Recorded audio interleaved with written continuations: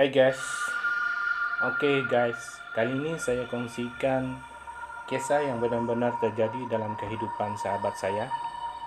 Tidak perlulah saya memperkenalkan siapa dia, karena kisah ini berkaitan sedikit pribadi. Jadi wajarlah saya merahasiakannya. Mungkin apabila saya menceritakan kisah ini, ada beberapa individu di luar sana tahu siapa pemilik kisah ini. Saya mohon maaf sekali lagi agar tidak individu tersebut terasa atau tersentuh. Sebagai manusia biasa, pasti kita tidak lepas dari percobaan. Malah tidak terlepas dari mangsa keadaan. Namun kali ini saya berkongsi cerita korban pemujahan. Sejak kanak-kanak lagi, keluarga sahabat sering sakit, terutamanya kakak sahabat yang pertama. Masalah kesehatan sering terjadi pada kakak sahabat sehingga kakak sahabat keguguran dan tidak mempunyai anak selama 7 tahun lamanya. Hanya juga sering kali jatuh sakit secara tiba-tiba dan puncanya tidak diketahui. Selain berobat hospital, cara kapung juga tidak sembuh-sembuh. Bagi sanak saudara, jiran, tidak heran kalau keluarga sahabat selalu masuk keluar hospital. Itu sudah biasa bagi mereka karena selalu terlibat membantu keluarga ini. Kali ini kakak sahabat pergi ke hospital dan pihak hospital memberitahu bahwa kakaknya hamil. Pihak hospital juga menasihatkan agar kakaknya menjaga kesehatan diri dan banyak berehat di rumah untuk mengelakkan keguguran terjadi. Ketika mendengar kakaknya hamil, mereka semua gembira. Apalagi suaminya yang telah lama menunggu cahaya mata. Namun untuk menjaga proses kesehatan kandungan, oleh kerana hospital agak jauh, maka bidan kampung amat perlu perkhidmatannya untuk menjaga dan merasa kedudukan bayi dalam kandungan normal ataupun tidak. Semasa berjumpa bidan kampung, bidan tersebut terkejut apabila sentuh perut kakak sahabat seperti tidak ada bayi, hanya terasa kosong tanpa bayi kandungannya.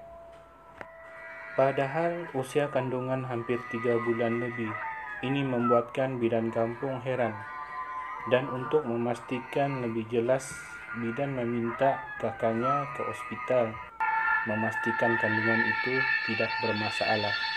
Ketika berada di hospital, semua staf hospital dan dokter terkejut bila bayi dalam kandungan hilang.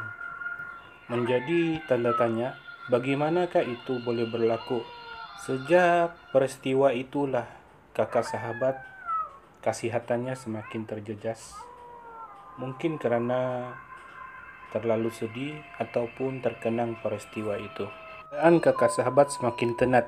Hari ke hari penyakitnya semakin menyerang. Dan dia tidak boleh kemana-mana, hanya terbaring lesu di tempat tidur. Suatu hari, datuk sahabat datang melawat kakak.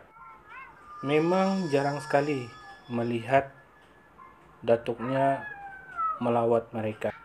Ketika itu sahabat heran kerana datuk menawarkan untuk merawat kakak yang terlantar di tempat tidur. Mungkin kerana kasihan terlalu lama terlantar.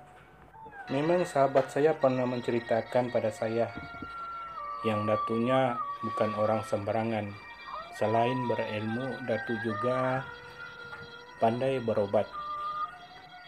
Namun sejak lanjut usia, datuk tidak lagi merawat atau berobat orang.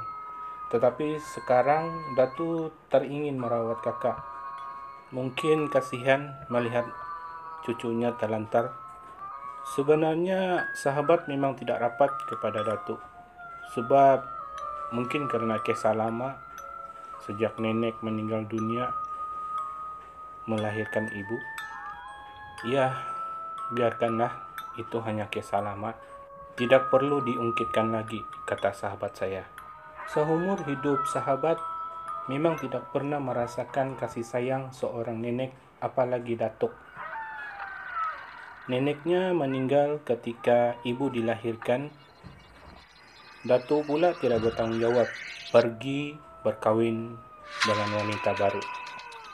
Sahabat memang tidak pernah kenal datuk itu siapa sejak kanak-kanak lagi. Apabila dewasa, barulah mereka kenal siapa datuk mereka. Sejak kakaknya dirawat datuk, kakaknya berangsur sembuh dan membaik. Beberapa bulan kemudian, kakak sahabat sembuh dari sakitnya. Kali ini dokter juga mengesahkan kakaknya hamil kembali. Dari masa itulah, kandungan kakak sahabat normal seperti biasa dan menimbang cahaya mata. Beberapa tahun berlalu, ada seseorang dari ahli saudara nenek sahabat memberitahu sebenarnya keturunan dari datuk ada mengamalkan pemujaan subak. Seperti kita tahu, subak adalah ilmu pemujaan makhluk hutan atau penguasa hutan agar tunduk kepada si pemuja. Bagi kepercayaan kadazan dusun, pemujaan subak bertujuan melindungi dan memberi hasil buruan si pemuja. Namun ada perjanjian harus dituruti. Si pemuja harus tepat waktu dijanjikan dan persembahan pemujaan sesuai permintaan penguasa hutan. Jika ingkar, nyawa menjadi gantinya. Singkat kata, ilmu subak sangat berbahaya. Kata saudara neneknya, pernahkah mereka diberi kayu untuk dibakar? Memang pernah, kata sahabat. Sejenis kayu berukuran jari manis diberi oleh datuknya. Konon katanya, jika kurang sihat, kayu ini boleh menjadi pengobatan. Dan kayu ini harus dibakar, arangnya harus digosok di tempat yang sakit. Sahabat masih ingat sewaktu kanak-kanak, kayu ini sering digunakan untuk obat ketika mereka sakit. Saudaranya memberitahu, sebenarnya kayu itu adalah salah satu memanggil makhluk tersebut. Punca keluarga kamu ditimpa sakit adalah karena penguasa hutan menuntut imbalannya. Kebetulan si pemuja sengaja alihkan imbalan itu kepada keluarga kamu. Maknanya ada seseorang sengaja memberi kayu itu konon ubat, tetapi jika dibakar, asap dari kayu tersebut memanggil si penguasa hutan. Jadi apa yang dialami keluarga kamu dan kakak kamu mungkin disebabkan itu, kata saudara sahabat saya. Saudara sahabat juga menceritakan bahwa penguasa hutan sering berwujud anjing hitam jika kemunculan pemujaan tersebut. Sahabat masih ingat lagi ketika sahabat membawa istrinya balik ke kampung. Ketika itu istrinya hamil 8 bulan. Di rumah selepas bersembang bersama keluarga, sahabat saya pun membawa istrinya masuk ke bilik untuk memberi istrinya rehat.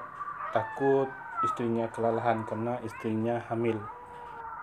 Kata sahabat, ketika di tempat tidur, sebelum tidur, dia membawa istrinya berdoa terlebih dahulu.